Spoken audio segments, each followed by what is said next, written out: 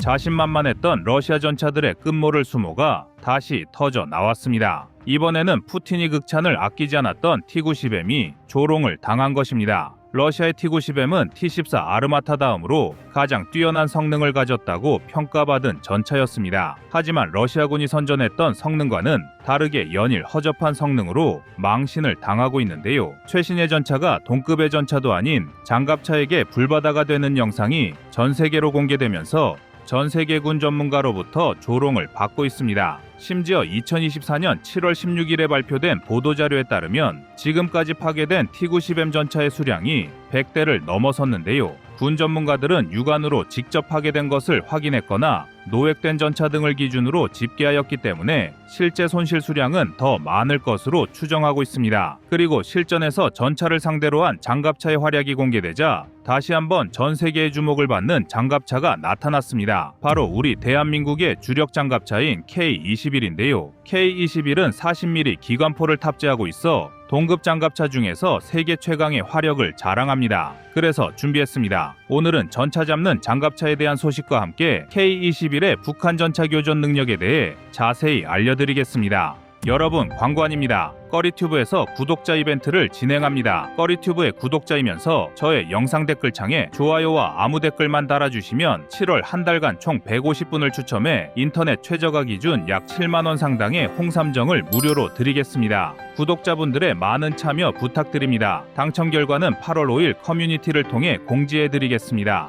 푸틴이 군장교들과의 회의에서 세계 최강이라 자부하던 T-90M의 거품이 완전히 드러났습니다. 다수의 해외 군사 매체는 2024년 7월을 기준으로 지금까지 파괴된 T-90M 전차가 무려 100대를 넘긴다는 통계를 발표한 것입니다. 얼핏 들으면 100대라는 수량이 크게 와닿지 않을 수도 있지만 T-90M이 러시아군에 처음 보급된 것은 2020년이며 당시 초도 물량은 30대에 불과했습니다. 이후 2021년 연말까지 러시아군에 실전 배치된 T-90M은 겨우 65대에 불과했을 정도로 러시아군 내부에서도 그다지 많은 수량을 가지고 있지 않았던 전차입니다. T-14 아르마타와 유의하게 러시아의 3.5세대 전차로 자리 잡은 T-90M이 우크라이나 전선에서 100대 이상 파괴되었다는 것은 러시아와 푸틴의 입장에서 굉장히 속이 쓰릴 수밖에 없는데요. 그런데 푸틴을 더욱 충격에 빠뜨린 사실은 자신들이 자랑하는 전차가 겨우 장갑차에게 파괴되었다는 것인데요. 미 육군의 얼굴마담이라 불리는 M2 브래들리 장갑체 박살나는 T-90M의 모습은 많은 국내외 군 전문가의 이목을 집중시켰습니다. M2 브래들리는 25mm 구경에 M24 부시마스터 기관포를 연발로 사격하여 T-90M을 무력화시킨 후 장갑체 탑재하고 있던 대전차 미사일로 T-90M을 완전히 파괴했으며 전차의 주포도 아닌 장갑차의 기관포에 3.5세대 전차로 분류되는 T-90M이 무력화되는 모습이 전 세계로 송출되기까지 했는데요.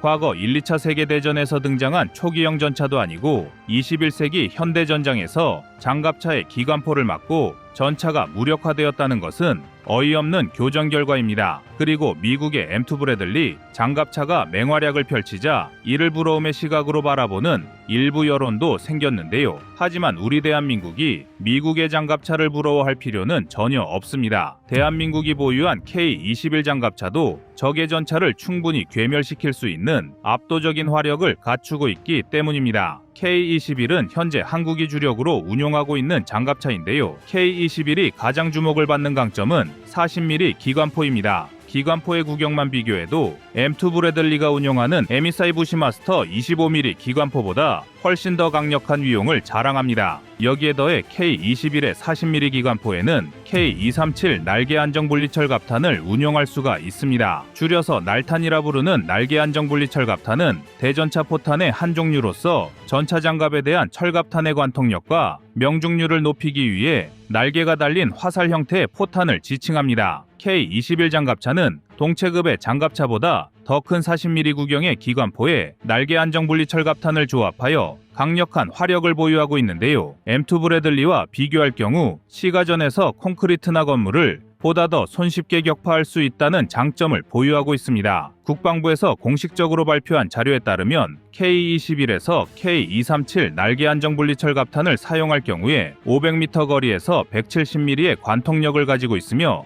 1km 거리에서 150mm, 1.5km 거리에서 130mm의 관통력을 발휘할 수 있는데요. 여기에 부무장으로 탑재한 7.62mm 기관총도 59경 기관총으로 교체할 예정이라 마찬가지로 7.62mm 기관총을 부무장으로 탑재한 M2 브래들리보다 부무장 측면에서도 한국의 K-21이 앞서 나갈 전망입니다. 여기에 활용 점정은 현궁 대전차 미사일의 탑재인데요. K-21에 장착될 두 발의 현궁 미사일은 미국이 자랑하는 제블린보다 적 전차에 대한 장갑 관통력이 더 강력한 미사일입니다. 이는 K-21의 대전차 전력이 지금보다 더욱 강해진다는 것을 의미합니다. 장갑차로서의 활용만 놓고 보면 미국이 자랑하는 M2 브래들리조차도 가볍게 압도하는 수준이며 우리 대한민국은 3차 양산까지 약 450대 이상을 실전 배치했으며 4차 양산을 통해 120대 규모의 K-21을 추가로 확보하여 약 580대의 K-21을 운용할 계획입니다. 그리고 이렇게 실전 배치된 580대 K-21 장갑차는 북한을 상대로 장갑차 간의 교전에서뿐만 아니라 적의 전차 부대를 상대로도 뛰어난 활약을 보여줄 수 있는데요. 현재 북한이 보유한 전차의 수량은 각종 경전차와 수륙양용 전차까지 포함하여 약 6,000대를 보유한 것으로 추정됩니다. 이 중에서 K-21의 40mm 기관포로 전면 장갑을 관통할 수 있는 전차는 천마호와 T-54 등 3,100여 대의 전차들입니다. 무려 북한 전차 보유량의 절반이 넘는 수준의 전차를 K-21이 정면에서 격파를 할 수 있다는 의미인데요. 한국이 약 580대의 K-21을 보유하고 있기 때문에 한 대의 K-21 장갑차를 가지고 5.3대의 북한 전차를 괴멸시키는 격입니다. 여기에 더해 천마호와 T-54 계열보다 한참 더 뒤떨어지는 1,400여 대의 각종 경전차, 수륙양용 전차 등은 교전 발생 시 교환비를 논하는 것조차 의미가 없을 정도로 K-21의 상대가 되지 못하는데요. 한국은 K-1, K-2 전차를 전면에 내세우지 않더라도 K-21만으로도 북한군 전차의 75% 정도를 파괴할 수 있는 전력을 갖추고 있는 것입니다. 놀라운 점은 이뿐만이 아닙니다. 북한의 전차 전력 중에서 성군호와 천마 215급의 전차들은 K-21이 정면에서 기관포로 장갑을 파괴하긴 어렵지만 측면과 후면 장갑은 K-21이 얼마든지 파괴할 수 있는 전차들입니다. 해당 전차들은 측면 장갑이 150mm를 넘지 않으며 후면 장갑의 두께도 겨우 50mm에 불과하여 K-21의 교전 범위 안에서 얼마든지 관통할 수 있는데요. 선군호는 125mm 주포, 천마 215급은 115mm 주포를 탑재하여 K-21 장갑차의 위협적인 화력을 가지고 있지만 최고 속도 측면에서 한국의 K-21이 약 10km 이상 더 빠른 속도를 가지고 있기 때문에 북한 전차가 발포한 초탄이 명중하지 않는다면 K-21이 곧바로 적의 측면을 공략할 수 있는 데다가 선군호와 천마 215급의 전차들은 3세대 전차보다 뒤떨어진 사통장치를 탑재하고 있습니다. 2에서 2.5세대 수준의 전차에 장착된 사통장치는 여전히 아날로그 방식에 머물러 있어 측정과 계산, 조준으로 이어지는 발사 준비 절차에 많은 시간이 소모됩니다. 이 때문에 초탄이 빗나갈 경우 적의 반격에 그대로 노출되는 단점을 지니고 있으며 여기에 한국군이 사용하는 40mm 기관포는 분당 최대 300발의 연사 속도를 가지고 있기 때문에 전면 장갑과 주포가 강력한 북한의 일선 전차들도 K-21 장갑차만 가지고도 충분히 맞상대가 가능합니다. 미국의 M2 브래들리와 러시아의 T-90M의 교전 영상에서 볼 수 있는 것처럼 신형 전차의 장갑이 아무리 단단하더라도 단시간에 수십여 발의 기관포 세례를 아무렇지 않게 막아낼 수는 없는데요. 북한의 일선에 등장하는 전차들은 T-90M보다 한참 뒤떨어지는 성능을 가지고 있지만 한국은 미국보다 강력한 화력의 장갑차를 가지고 있어 실제 교전이 발생하면 북한 전차는 러시아의 T-90M이 겪은 참상보다 더 비참한 모습만 남을 것입니다. 물론 장갑차 본연의 역할은 아군 보병을 적의 공격으로부터 보호하면서 전차 부대와 진격 속도를 맞출 수 있도록 지원하는 것이 1순위입니다. 그렇지만 강력한 장갑차가 적의 전차를 상대로 교전에서 우수한 전과를 올릴 수 있다는 것은 그만큼 아군의 전력에는 상당한 이점을 가져다 줄 수 있습니다. 특히 허술한 북한의 주력 전차 상당수를 K-21이 잡아준다면 한국의 주력 전차인 K-1과 K-2는 한층 더 빠르게 적의 방어선을 돌파하여 기동전을 수행할 수 있으며 이는 한국의 신속한 북진 전략에 전략적 이점을 제공합니다. 따라서 40mm 기관포를 앞선 K-21은 미 육군을 대표하는 M2 브래들리보다 전략적 가치가 더 높다고 볼 수 있는데요. 그런데 이렇게 강력한 K-21이 새로운 진화를 앞두고 있습니다. 그동안 K-21은 타 장갑차 대비 압도적인 화력에 비해 방호력이 약하다는 단점을 지적받았습니다. 전면에서는 30mm 기관포를 방어할 수 있으며 측면과 후면에서는 14.5mm 중기관총을 방어할 수 있는 수준으로 일각에서는 장갑차 내부에 탑승한 병력을 보호하기 위해서는 방호력을 개선해야 한다는 주장을 꾸준히 제기했습니다. 하지만 지금까지 K-21이 이 정도의 방호력을 유지하고 있었던 것은 수륙양용으로 작전을 수행하기 위해 불가피하게 방호력을 희생했기 때문인데요. 방호력을 위해 장갑을 더 많이 두르게 되면 적의 공격을 막아내기는 쉬워지지만 반대로 수상도와 능력을 상실하게 되는 단점이 있습니다. 하지만 하천이 많은 지형적 특성을 지닌 한국의 작전 환경 때문에 군 당국에서는 K-21의 방호력을 다소 포기하더라도 수륙양용 기능을 탑재하는 방향으로 개발을 진행했던 것입니다. 하지만 이제 K-21은 도하 기능을 포기하는 대신 방호력을 한 단계 더 상승시킬 성능 개량에 착수했습니다. 이러한 K-21의 성능 개량 이면에는 차세대 공병 장비인 KM3 수룡의 배치가 있는데요. 한국군의 도하 작전을 혁신적으로 개선해줄 수룡이 실전 배치를 시작하면서 K-21은 자체적인 도하 기능을 더 이상 가지고 있지 않더라도 작전의 제한 사항이 사라진 것입니다. 따라서 K-21은 이제 장갑을 강화하고 방호력을 증강하는 데 초점을 맞추면 되는 상황인데요. 향후 적의 공격을 더 철저하게 막아낼 수 있는 방호력을 갖춘다면 K-21의 교전 능력은 지금보다 더욱 강력해질 것으로 기대를 모읍니다. 그리고 이렇게 강력해진 K-21만으로도 북한의 대다수 전차는 고철 신세를 면치 못할 것입니다. 여러분들의 생각은 어떠신가요? 여러분의 구독과 좋아요가 꺼리튜브 운영에 많은 힘이 됩니다.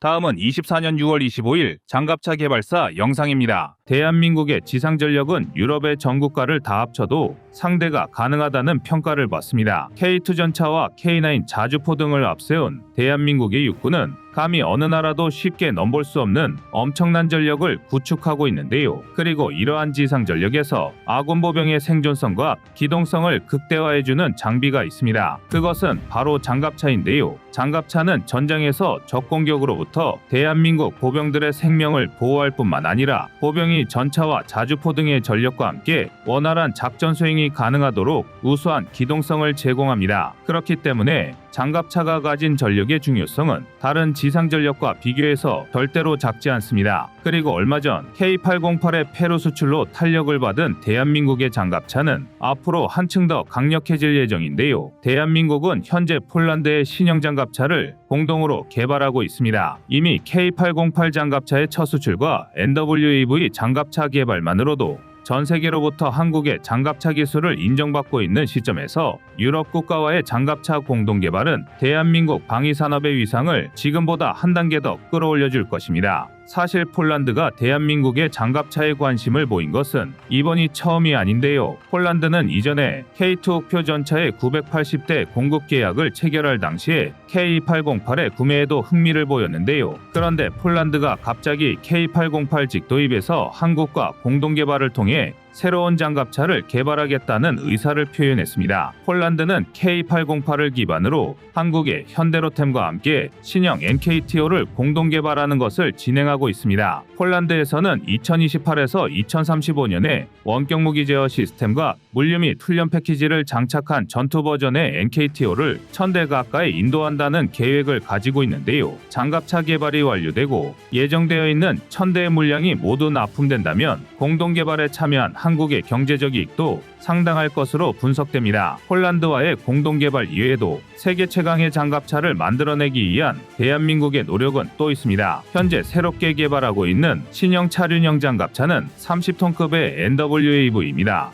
NWAV는 상단부의 기관총이나 전차의 포신, 대공화기 등 무장 체계를 여러 전략적 상황에 맞춰 의도대로 탑재할 수 있습니다. 덕분에 12.7mm의 간단한 포탑을 탑재할 수 있는 APC용과 30에서 40mm 강력한 기관 포탑뿐만 아니라 105mm 이상의 저반동포를 탑재한 IFV용으로 다양하게 운용이 가능합니다. 대부분의 장갑차가 12.7mm 중기관총이나 20mm 기관포 정도를 탑재하여 운용하는 것과 비교하면 다양하고 강력한 무장을 탑재할 수 있다는 것은 전략적으로 상당한 강점이 되는데요. 여기에 700마력에 달하는 디젤 엔진과 7단 자동 변속기를 통해 30톤의 육중 안무게에도 불구하고 시속 100km의 최고 속도를 구현했습니다. 또한 적공격으로부터 타이어가 펑크나더라도 주행이 가능하도록 럼플렛 타이어를 장착하고 다양한 지형과 전투 환경에서의 기동성을 극대화하였습니다. 놀라운 것은 이뿐만이 아닙니다. 장갑차의 방호력 성능은 기동성과 화력보다도 한 단계 더 강력한데요. 방호력이 무려 200m 거리에서 14.5mm 철갑탄을 방어하는 데다가 10kg의 TNT 대전차 지뢰와 급조 폭발물까지 방어할 수 있어 NWAV의 방호력은 나토 기준으로 레벨 4 수준이라고 합니다.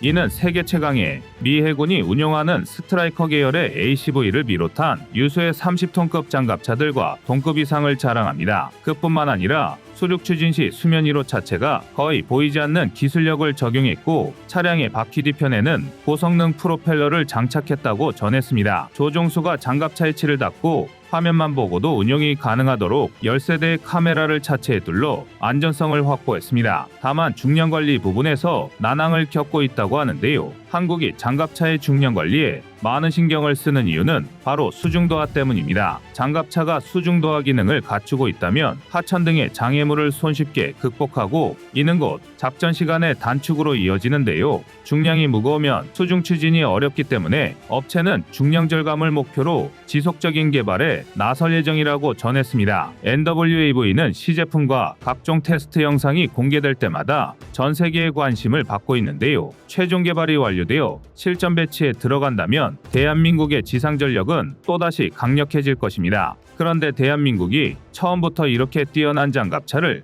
설계할 수 있었던 것은 아닙니다. K808의 페루 수출, 폴란드와의 공동 개발, 신형 NWAV 개발 등을 상상하기도 어려웠던 시절이 있었는데요. 1980년대 대한민국의 첫 장갑차라는 기대감으로 탄생했던 K200 한국형 보병전투차는 초기 모델에서 여러 문제점이 있었습니다. 가장 큰 문제는 엔진의 과열 문제로 인해 작전 중의 엔진이 멈추는 현상이 빈번히 발생했다는 것인데요. 기동성을 앞세워 보병을 전장에 투입해야 하는 장갑차에게는 치명적인 문제였습니다. 엔진의 문제는 과열만이 아니었는데요. 과열 문제를 피하기 위해서 어쩔 수 없이 속도에도 제한이 붙고 말았습니다. 그런데 K200에 사용된 엔진은 이미 군사 차량에서 자주 사용하면서 신뢰성을 입증받았던 맨드이 848T V8 디젤 엔진이었기 때문에 엔진만의 문제로 보기는 어려웠습니다. 그리고 이는 엔진 자체의 문제보다는 엔진의 열을 식혀주는 냉각 시스템의 문제라는 결론에 도달했는데요. 당시 K200의 엔진실은 전면부에 자리 잡고 있었고 엔진으로부터 발생한 열을 식혀주는 냉각팬과 라디에이터는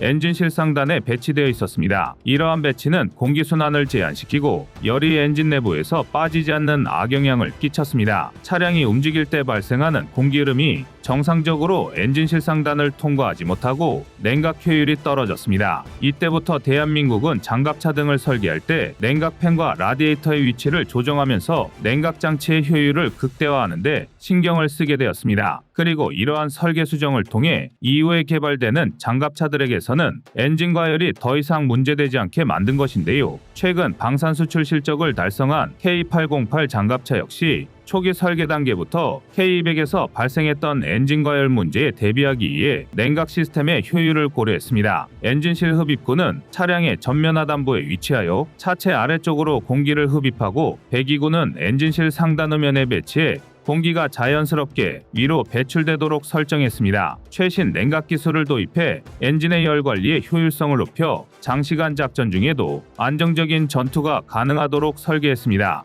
이렇듯 대한민국에 서툴렀던 K200 장갑차 개발 역사는 여러 시행착오를 겪은 덕분에 대한민국 장갑차의 수준을 끌어올릴 수 있는 계기가 된 것인데요. 덕분에 K808은 엔진 과열 문제에 영향을 받지 않으면서 비약적으로 성장할 수 있었습니다. 만약 엔진 과열 문제가 해결되지 않은 상태였다면 전투관 시동이 꺼져 장갑차를 적의 손쉬운 사격 표적으로 만들었을 확률이 높습니다. 이 때문에 냉각 시스템은 겉보기에는 별거 아닌 것처럼 보여도 매우 중요한 기술과 설계 중 하나입니다. 엔진이 꺼지지 않고 계속해서 작동한다는 건 작전 시간이 증가한다는 의미를 나타내고 험지 주파 능력에도 영향을 미치는데요. K808은 K200보다 증가한 420마력의 엔진을 사용하면서도 K808은 엔진 과열 문제가 전혀 발생하지 않았습니다. 이는 결국 K808의 기동성과 우수한 험지 주파 능력에는 K200의 시행착오로 겪은 피와 눈물이 담겼기 때문이라 할 수 있습니다. 그리고 이런 노력 끝에 K808은 엔진의 장기간 운용이 가능해짐에 따라 항속거리는 600km에 달하게 작전을 운용할 수 있습니다. 또한 향상된 엔진 마력 덕분에 일반 포장도로에서 최대 시속 100km까지 주행이 가능하고 비포장도로는 시속 50km,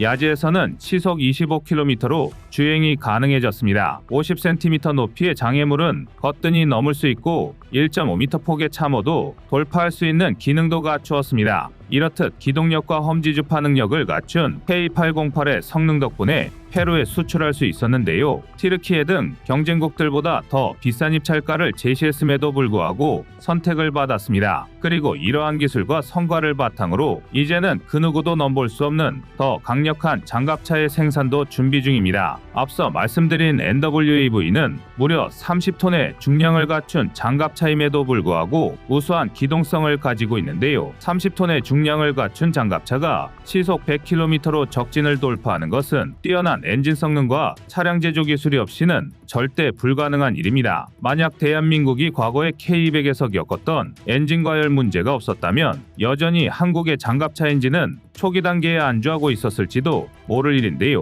대한민국이 세계 최고의 장갑차 기술을 보유할 수 있었던 것은 이러한 실패에도 굴하지 않았던 수많은 군 관계자의 노력이 있었기 때문입니다. 우리 대한민국은 마땅한 장갑차 생산을 꿈꾸기 어려웠던 불모지에서 자동차 엔진 기술을 활용해 K808을 개발하고 수출하는 데 성공했습니다. K808의 이번 수출은 한국이 중남미 지역에 차륜형 장갑차를 최초로 수출한 의미 있는 계약인데요. 이제는 다양한 장갑차들이 전차와 자주포를 넘어 새로운 방산시장 개척에 앞장설 것입니다. 전차에서 전투기로, 전투기에서 장갑차로 새로운 분야를 개척해 나가는 대한민국 방위산업의 영향력이 계속 성장하기를 기대해 봅니다. 이상 꺼리튜브였습니다.